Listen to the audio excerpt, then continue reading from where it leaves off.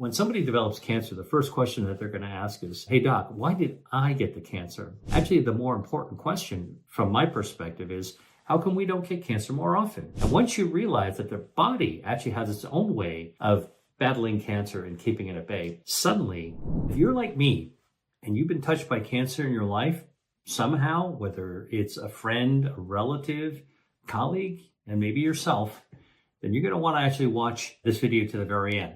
Okay, because I want to give you some practical tips on each of these foods and how they can actually help you lower your risk of cancer. Ready? Let's dive in. The first food that I want to talk about that can lower your risk of cancer are walnuts. That's right, walnuts. Tree nut. Now, I personally love walnuts that come in halves, right? If you're already out of the shell. And each of the half looks like a wing. That's how you should always think about walnuts. I'm going to tell you what's in a walnut, why it's useful for cancer fighting.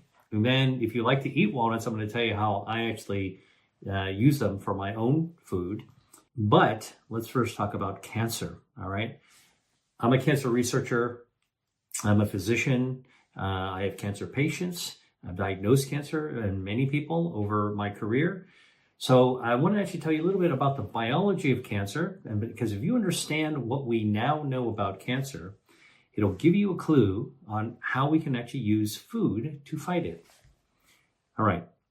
Now, cancer is a dreaded disease, and it deserves the fear that it actually evokes, because it's one of those conditions that tends to sneak up on us, and then suddenly you've got a diagnosis. Then you undergo this sort of pipe of treatment that involves chemotherapy. No wonder it's actually dreaded, okay? But things are actually changing quite dramatically, because we're now realizing that cancer is a condition that we probably form all the time in our bodies, and we just don't even know it. And you see, because a tumor is made out of cancer cells, and cancer cells are basically regular cells that are undergone a mutation. All right, so a normal cell undergoes a mutation, and now it's an abnormal cell. And the issue is this: our body is made out of trillions of cells, trillions, about 40 trillions. And all these cells have to be copy and pasted, duplicated perfectly all the time. And that's basically why we're still here today compared to yesterday, and why we're still going to be around tomorrow compared to today. Our cells are copied over and over and over. That's part of being alive. All right. And copying cells is really, really complicated. Good thing our body knows how to do that pretty well, but it's not perfect. Our body doesn't actually copy all of our cells exactly perfectly. Let me talk to you about copying and perfection, right? So imagine I were to give you a sentence and ask you to type it on a word processor or a laptop 10 times. All right. You'll probably do all 10 copies of my sentence perfectly. All right. That's what I would expect. Now, if I were to ask you to copy it 100 times, all right, you're going to be making some mistakes. I bet you make one or two mistakes in a sentence. All right.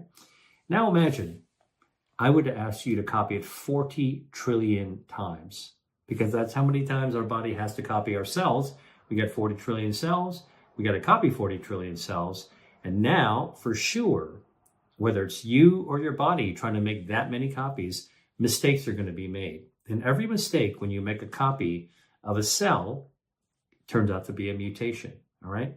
Now, do you know how many mutations or how many mistakes your body makes every single day out of 40 trillion copy and pastes? Take a guess. What do you think? The answer actually is 10,000 mistakes are made every day. 10,000. It sounds like a lot, but actually it's very few compared to 40 trillion. The body's pretty good, actually, but those 10,000 mistakes that are made, each one of those mistakes can become a microscopic cancer, because cancers begin as mutations, abnormal cells. And when those abnormal cells kind of grow, they become microscopic cancers. Now, why do I call them microscopic cancers? And what does that mean? Microscopic compared to what? Well, I call it microscopic cancer compared to a clinical cancer. A clinical cancer is what a mammogram detects when you actually see an abnormal part of the picture of the mammogram, or maybe a woman feels a lump in her breast. A clinical cancer is actually when you've got bleeding in the toilet bowl and it's a colon cancer that's bleeding, or maybe you see a colon cancer in a colonoscopy. Clinical cancer is actually when you do a scan of your body and you've got a tumor in your liver, all right? But that's a clinical cancer. A microscopic cancer is one of these tiny little, tiny tumor, all right, made out of abnormal mutated cells that is so small, it's just a few millimeters in diameter, kind of about the size of the tip of a ballpoint pen, all right? And a tumor that size is basically can form all the time like a pimple on your back, right? So if you got a pimple on your back, you might not know it. If you had a pimple on your face, you probably would see it, it would bug you, probably go away, or you might decide to treat it. But we form pimples on our backs all the time.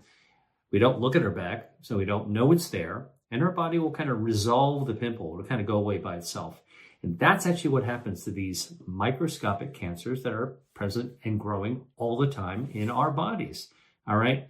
Now, if they're growing in our bodies, these microscopic cancers, because of copy-paste errors that occur every single day, 10,000 errors that are every day. Now, not everyone's going to turn into a microscopic cancer, but some of them will.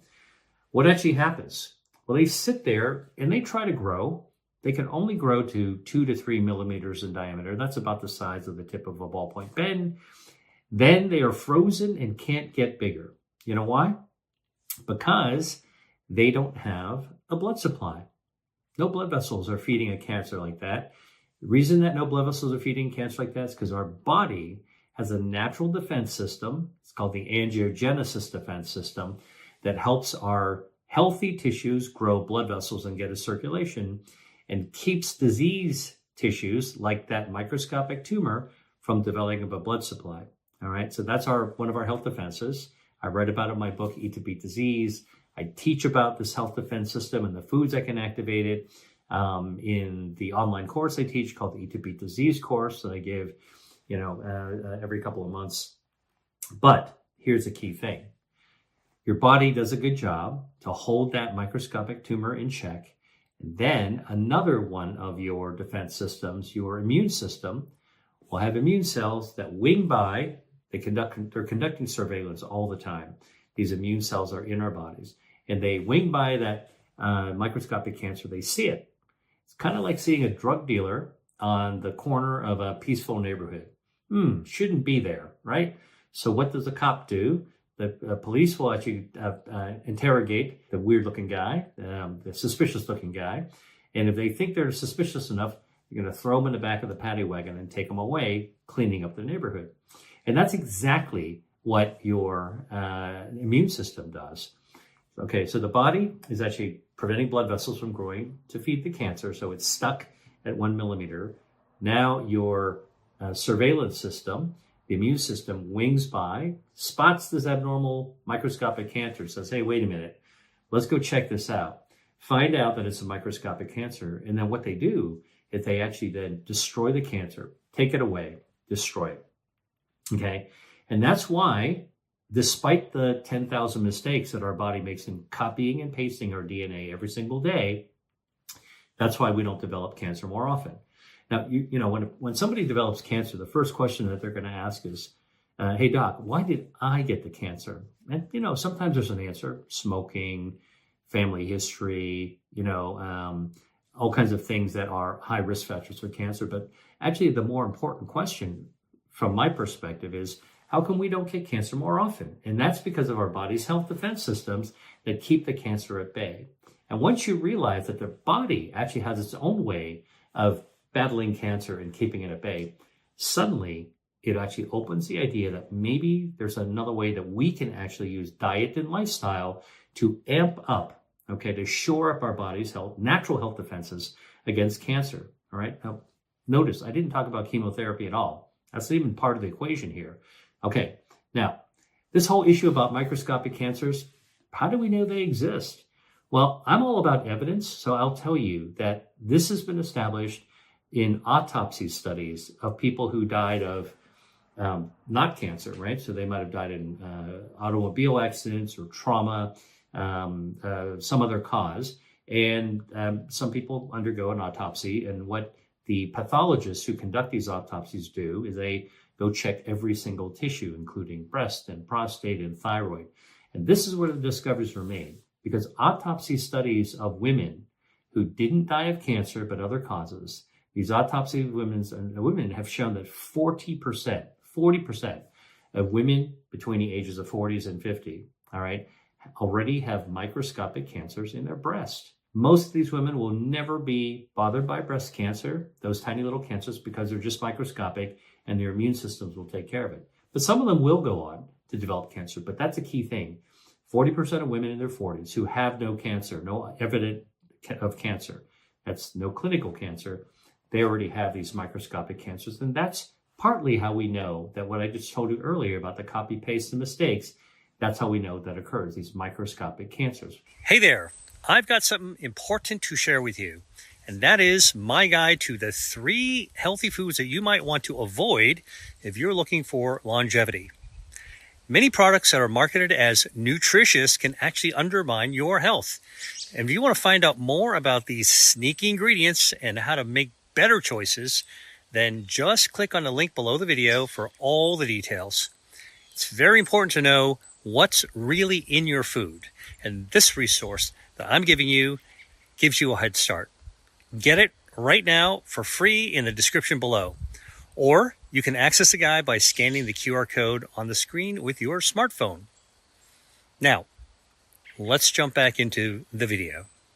My mentor, Dr. Judah Folkman, once wrote an editorial about this called Cancer Without Disease.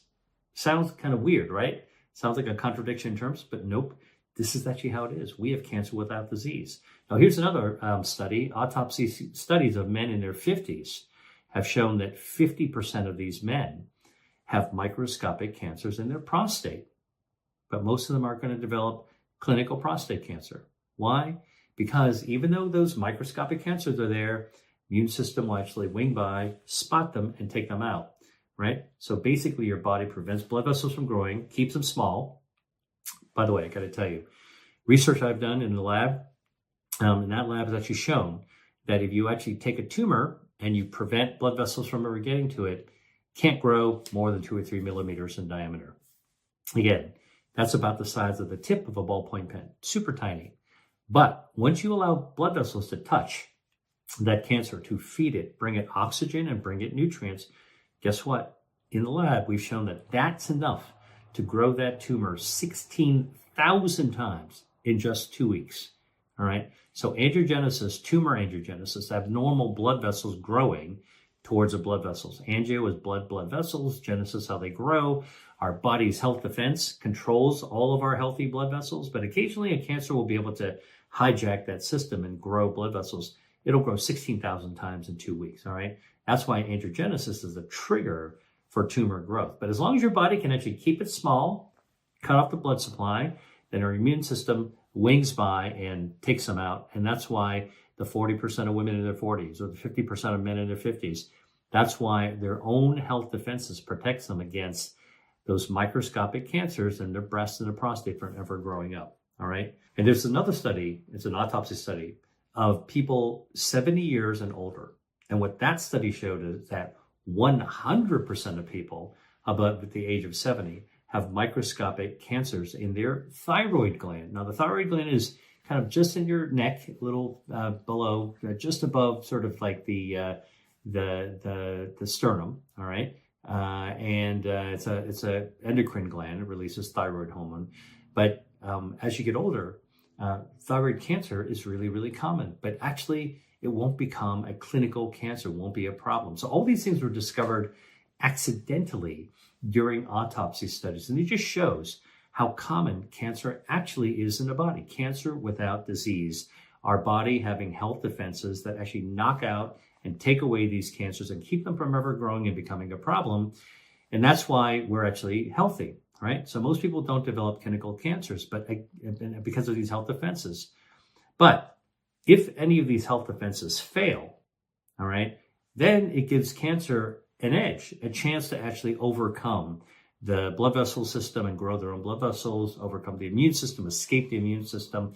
And if you actually have inflammation, around. Inflammation is kind of like pouring gasoline onto the embers of a fire. It's going to cause it to rear right up and start to actually become very ferocious and fearsome, right? So what do we want to do when it comes to food for cancer prevention? Well, what we want to do is to shore up, ramp up, okay, activate our body's self defenses. So what's already pretty good? Let's make it better. Let's raise the shields, all right? Every little bit of edge that we can get and our health defenses helps to beat back cancer. And if you actually are somebody who's already struggling with cancer, now you really need your health defenses because they are pushing back against the disease every single moment of your life, all right? So one of the things that you want to do is to lower inflammation. Remember I told you inflammation is like gasoline that you put on the embers of a fire, boo, whoosh, it's going to actually go way up. So you got to lower inflammation, right? So that's a super, super important thing. And you also want to raise your immune system so you've got better surveillance. More immune cells can see that cancer and start to take them out. And by the way, here's another thing you want to do. Remember I told you that the copy-paste problem in our body, well, that's actually what leads to the formation of these microscopic cancers due to mutations, remember? And mutations are errors of our DNA. That's a genetic mutation. And so our body has its own ways to prevent mutations in our DNA or to fix the mutations that already occurred. That's our DNA health defense. And again, I write all about that, a whole chapter in my book, Eat to Beat Disease. All right.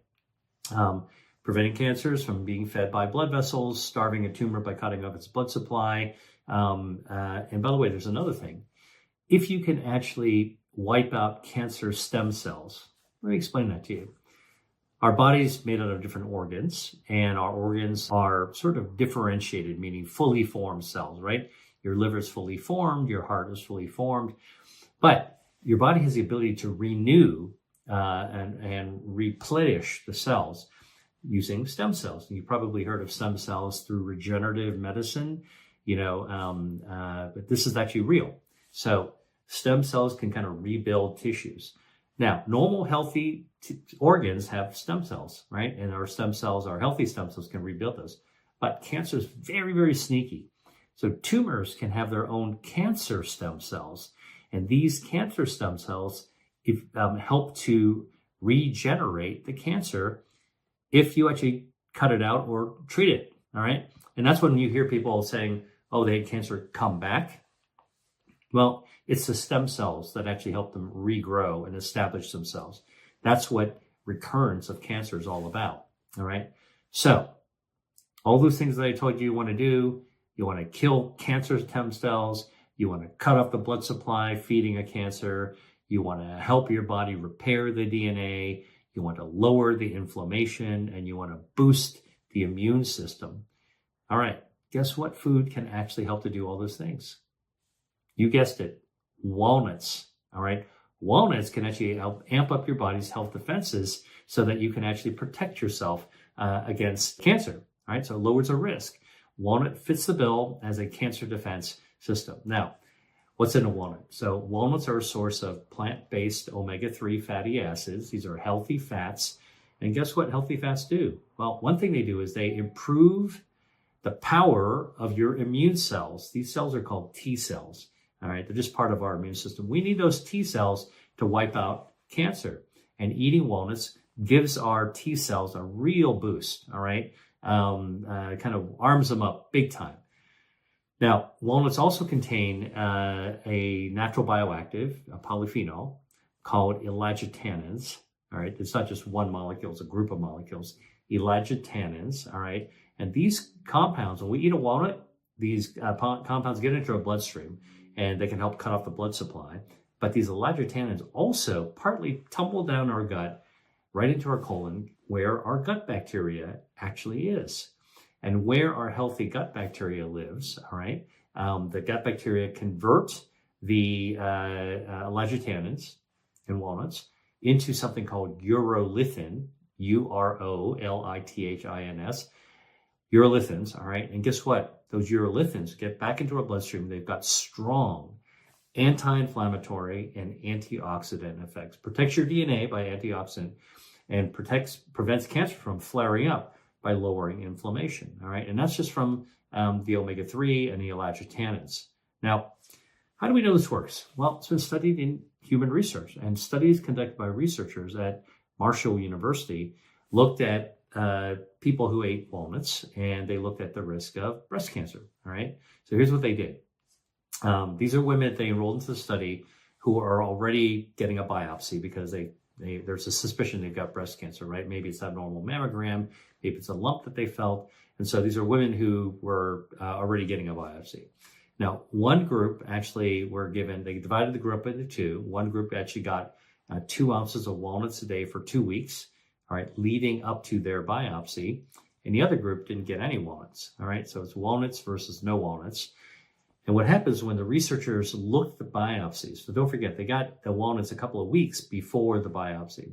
And when the researchers looked at the breast tissue from the people who were eating walnuts, the walnut eaters, they did find the cancer, but they found gene expression, all right, related to tumor growth. And the walnut eaters had more DNA, protective genes, that turned down cancer cell growth in their breast biopsy, all right? And the researchers found that the walnut eaters had genes for cancer cell growth, the genes that would actually spark the cancer cell to grow.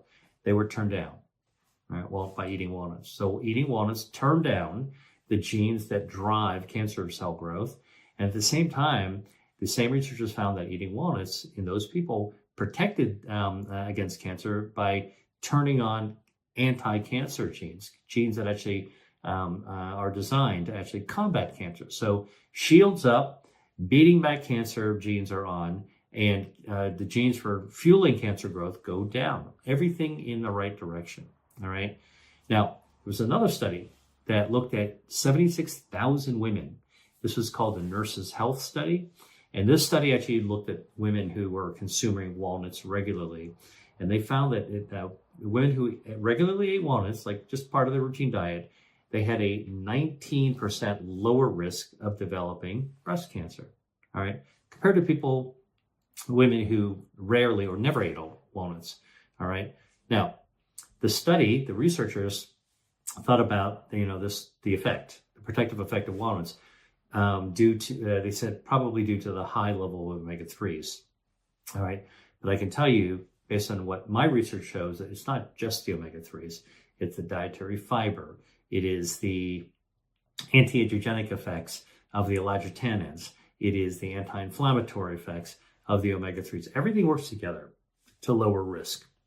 And that's where, the concepts which are found true in the lab can apply to people in large clinical studies and observational studies as well. Just taking a look at, does it work in people? And it seems like it does. One more thing about walnuts, guess what? Walnuts actually have a substance that can kill cancer stem cells. Those are those pesky cells I told you about that help the cancer come back, the baby cancer cells. Well, eating walnuts actually has a substance that kills the cancer stem cells so the cancer won't come back. This has been studied in a lab as well as in people with colorectal cancer, all right? Now, I'm telling you, there's like a study of 700 people with colon cancer, stage 3 colon cancer.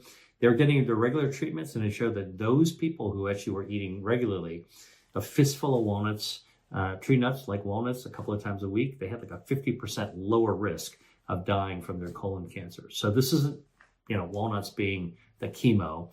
It's actually adding walnuts to boost the health defenses while you're getting regular treatment, all right? And this is a study done with all the major medical centers around the country, like Duke and Harvard and MD Anderson, all these like really, really prestigious medical centers looked at this event, and they actually published it and presented it at the American Society for Clinical Oncology. So this was actually in front of a mainstream audience of cancer researchers as well, all right? So walnuts, good. Now, how do I like to eat walnuts? There's a lot of different ways, and I thought I would share some of them with you. So first of all, for any kind of tree nut, but also walnuts, I like to roast them lightly in order to bring out their flavor, right? So the way to do it is you get bulk walnuts. Now, I specifically look for ones that are just like the wings are like walnut halves, or the wings, the half wings. I don't like them when they're kind of like are pre-crushed up already. I'll do the crushing, thank you very much. All right, so I get the walnuts that are, as intact as possible. You stick them on a cast iron pan. You don't need any oil at all. You just put the cast iron pan on top of the range. All right, if you've got gas, turn it on low. All right, you want to heat the pan. You're not cooking the walnuts. You're getting the pan hot, and you're moving. You're going to be holding the handle of the pot. Move it back and forth and back and forth. All right, and now the walnuts are shaking around. You're going to toast up the walnuts that way. You can start smelling their flavor after, a couple of minutes, and stop before they burn. So as soon as you kind of get that nice fragrance, and they're kind of crisped up, all right, I literally just turn off the flame, take them off the flame, pour them off onto a plate, let them cool down, all right? And once you're cool, you can crush them up, and now you've got these crushed up toasted walnuts. I love that. Sprinkle it over your yogurt or sprinkle some in your oatmeal. You're taking yogurt, which is a probiotic food, or oatmeal, which actually has got huge amounts of dietary fiber and useful bioactives for gut microbiome, all right, to lower inflammation and speed up healing. Now you can sprinkle some walnuts on top of it, and now you've actually added a cancer preventative substance on top of something that's already good for gut health and good for heart health, and now you've got good for cancer health as well. Now, by the way, if you want to actually aim towards longevity, this is a great way to do it because, for example, yogurt has been shown to improve longevity. And now you can actually sprinkle a little bit of anti-cancer or cancer-fighting food right on top of that. Works well together from a taste and flavor perspective. I would probably cut up a little bit of fruit on top of that just to give the walnuts and fruits some flavor. Now, if you say, what would be a good fruit with walnuts? I always like fresh fruit, especially whenever it's in season. But apples and walnuts work together. I kind of think of walnuts as in the fall, so it doesn't have to be fresh. You could take dried cranberries, dried blueberries, and walnuts. Those are all good combinations that you can actually put together, right? And oatmeal itself, by the way, can reduce cancer risk because oatmeal contains substances that are naturally anti-inflammatory. Put out that fire, all right? Okay. Another way that I actually like to use walnuts is in a pesto. Now, you probably have had pesto before if you like Italian food, right? Like the real original pesto is super simple. It is extra virgin olive oil, it's garlic, it's basil leaves, and it's pine nuts. And you literally go into a mortar and pestle and grind that into a paste. All right, mix it all together. It smells great.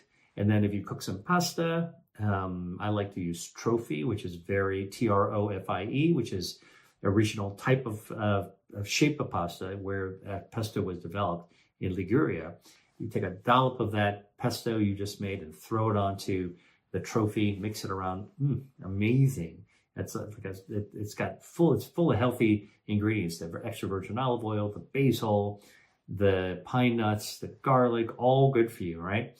But instead of adding pine nuts, all right, which I also love pine nuts, try adding crushed walnuts, crushed toasted walnuts instead. Now you've got a walnut pesto.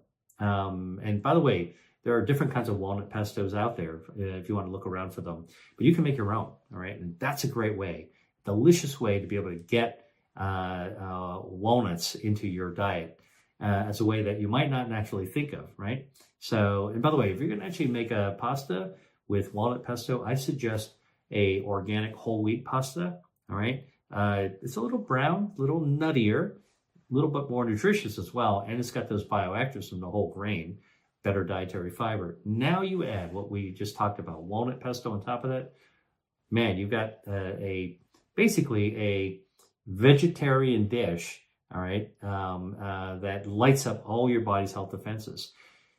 You want to put some ground cheese, like Parmesan Reggiano cheese, Gran Padano, like you actually grind it up in there. That's another component of a traditional pesto. You can do that too if you eat dairy. Dairy's not bad in a small amount. That's a way of actually really lighting it up as well. All right. Now, crushed walnuts, I talked about the yogurt. I talked about the pasta. You can sprinkle them on the salad as well. All right. That's super, super easy. So one nut, lots of different benefits through lots of different mechanisms, many ways to enjoy it. Green tea. Now, green tea contains catechins that have been shown to lower the risk of colon cancer, stomach cancer, esophageal cancer, cancers of the gut, actually, because you're sipping the green tea and it's flowing down and touching your entire GI tract. Now, what's in green tea? Something called catechins, specifically EGCG. All right, Edward, George, Charlie, George. And this is actually something that I've studied.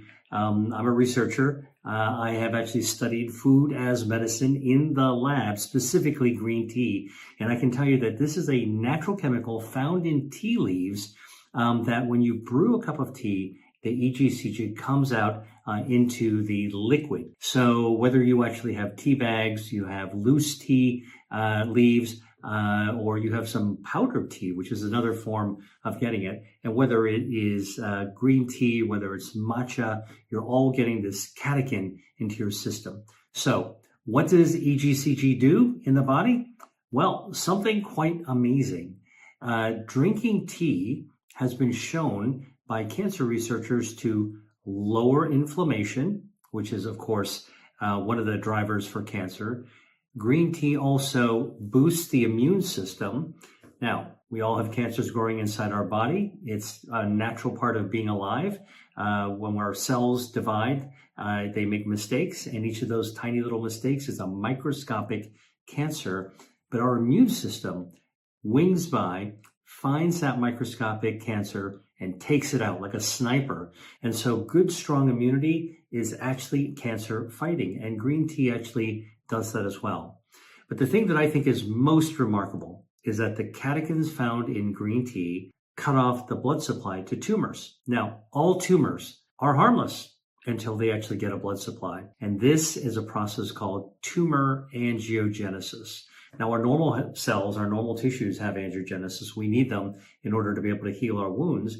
But tumors hijack this process, okay? And they actually feed themselves to get oxygen and nutrients. And when a cancer actually does that, that is actually what allows tumors to actually grow wildly. In fact, studies in the lab have shown that without a blood supply, tumors can't grow beyond about 2 millimeters in diameter. That's the size of the tip of a ballpoint pen.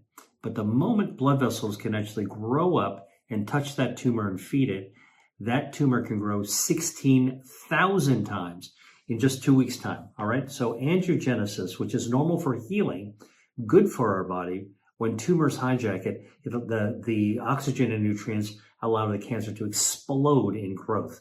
So tea containing the catechins cuts off the blood supply, prevents tumor angiogenesis. And that is one of the most powerful and important ways that green tea can actually be beneficial. Now, I like to drink green tea every day. In fact, I have a cup of it right here. Walk to walk. And I find it really relaxing. I drink green tea all throughout the day, especially in the evening. But green tea actually is something that goes back tens of thousands of years. If you look at Asia, tea plants naturally grew there, and they are handpicked. They are dried under the sun. They are lightly roasted over fire, and then the process takes off in order to be able to convert them into different types of tea. You mix them with jasmine flowers for jasmine tea. You grind it into a powder to make matcha. You roast it deeper in order to be able to create black teas, which are also beneficial for your health, by the way. Not just green, but black is also good. Somewhere in between is oolong tea, which is kind of a medium tea. And then you can ferment tea. It's called pu'er, beautiful tea. But let's stick with green tea for a second. Green tea has these anti-cancer benefits.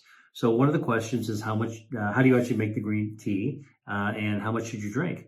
Well, listen, I like using loose leaf tea. You can actually brew it in a pot with hot water. Don't ever drink a tea with boiling water you just put in there. That scalding liquid has been shown to increase the risk of cancer because you're injuring the esophagus. So do not do that. Let the tea cool down.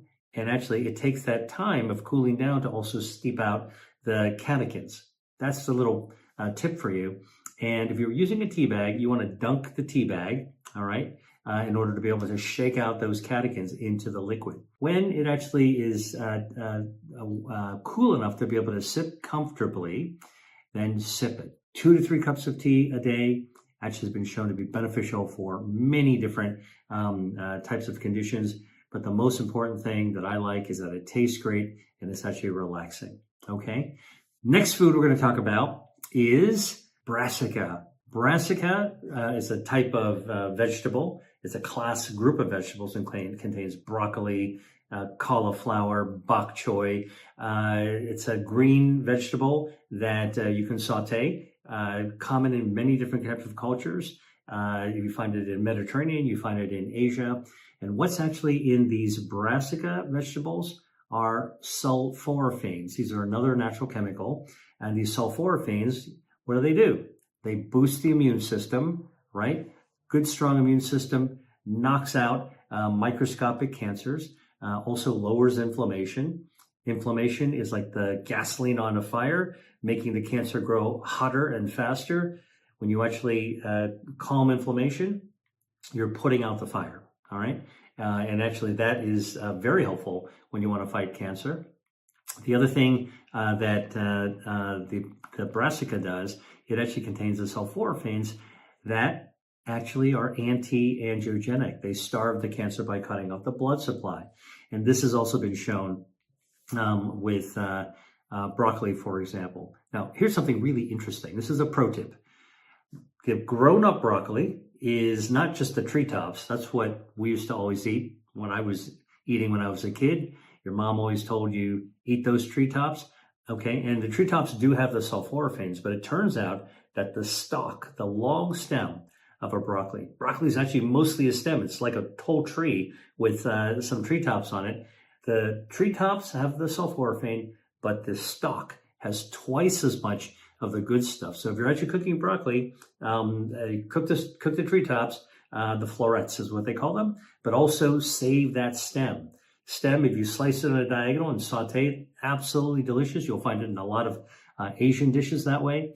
If you don't want to saute it, you can actually just put it into a food processor and make a broccoli soup. You want to add a little oregano in there. It really makes a broccoli oregano soup is actually absolutely delicious. I actually included that broccoli oregano soup recipe in my book, Eat to Beat Disease, if you're actually interested in it. Processed meats. Humans are designed to eat meat. If you look at the human tooth, all right, and you can actually see that the tooth has got some sharp edges for cutting meat, and it's got some crushing surfaces to eat plants. We're uniquely designed to be able to do this. Regardless of what vegetarians or vegans actually say, the history and biology teaches us that humans are actually designed to eat meats and seafoods, all right?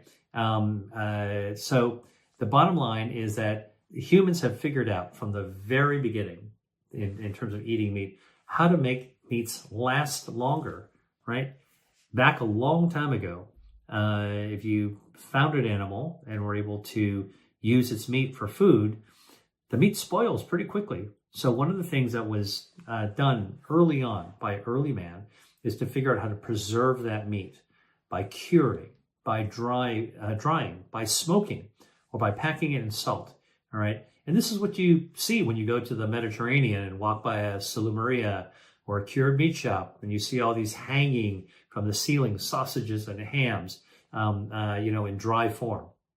Well, what happened is that later on, factories developed, food factories, and the natural way of preserving meats became too slow or too expensive, right? So then meats became preserved by adding chemical preservatives right into it, like swimming pools of these preservatives. And you just threw the meat in there. You treat the meat with the chemical, you get a lot longer shelf life and the ability to store the meat a lot longer, not only in the store, but also in your home. These are processed meats. And you know what they are, right? The salamis, the deli meats. By the way, I learned recently that the way that some of these bolognas, for example, or sliced turkey that you would actually get in a deli, how they're made is they have this special crusher that actually is able to pulverize the scraps from animal carcasses and turn it into these like little meat shreds that then they add meat glue to it. And by adding meat glue to the meat shreds, you can mold it into the big, thick, circular cylinders that you actually see in a deli, right? Come on, talk about ultra-processed foods. That's not something that is natural at all. And then you can add all kinds of chemicals to it, additives, in order to be able to preserve it for a lot longer. Now, ultra-processed foods, we know, are associated with health harms. As I told you earlier, processed meats are part of ultra-processed foods. But there's one more thing. Processed meats have been classified as a class 1 carcinogen by the World Health Organization, the WHO. What's a class 1 carcinogen? Well, it means that there's sufficient evidence in humans that eating them can actually trigger cancer. Sufficient evidence, all right? So that's basically how you need to be thinking about your deli meats. Now, for processed meats, the evidence really started with the increased risk of colorectal cancer. Makes sense, right? You're eating all these additives and preservatives into your gut. Eventually, your colon's going to get exposed to it. And so increased colon cancer risk is definitely there. But other forms of cancer are also now linked to consuming processed meat. So the solution, am I telling you never to eat a pepperoni pizza or a deli sub? No. Once in a while, probably fine. We're all human. We're all going to be eating stuff every now and then. And actually, some of the processed meats are quite tasty. All right. I mean, as if you're not a vegetarian or a vegan, got to admit, some of these processed meats taste pretty good. And you might have grown up with it, so it's kind of a comfort food. All right. But the key thing is that every time you eat processed meat, you are increasing your risk to your health. All right. You are potentially shortening your longevity every time you're doing it. All right. So ultimately, if you pull the trigger enough in this Russian roulette, you're eventually going to get the bullet to the head. All right. So the best approach is to cut down, if not cut out, processed meats. Eat it rarely, if ever at all.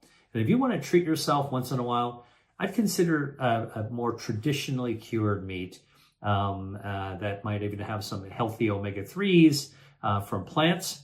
For example, prosciutto di Parma is coming from pigs. That's a kind of ham. It's from Italy. It's a ham made from pigs that are fed acorns.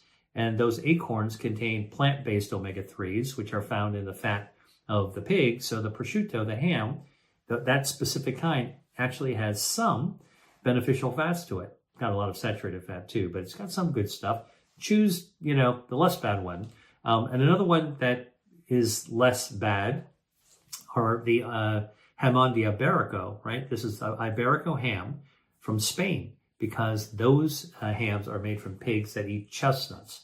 And chestnuts contain all kinds of bioactives like ellagic acid, but also contain plant-based omega-3s, the ALA, aminolevulinic acid. So acorns and chestnuts actually give the pig some of the healthy fats that get incorporated in the fat of the pig. So it's in the ham. I'm not saying it's good for you. I'm saying it's less bad for you, and it's even got some of the benefits to it. Point is, whatever you do, try to avoid eating processed meats.